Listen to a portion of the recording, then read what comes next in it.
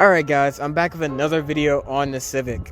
Look at it. Crusty, dusty, but cylinder 4 is running.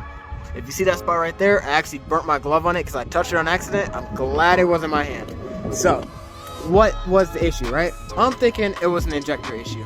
Because remember a couple months ago when I said I had 1,000cc injectors and everyone was clowning me. They were like, why do you have 1,000cc injectors? You need a tune. If you're not turbo, it's not worth it. Guess what? I put them back in, and guess what? The car ran pretty alright. It ran, it idled, you know, a lot better than it was before. So I guess my injector was just not firing correctly. But now that I got that fixed, I realized there was another issue.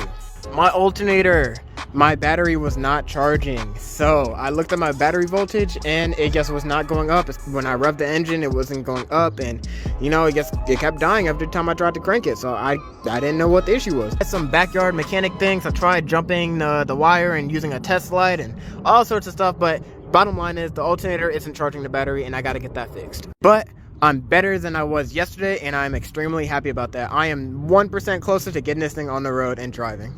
I'm not sure why the alternator is not working, but I'm either going to have to buy a new alternator, check my fuses, see if something is blown, or just, I don't know, do something. But I will figure it out for you guys.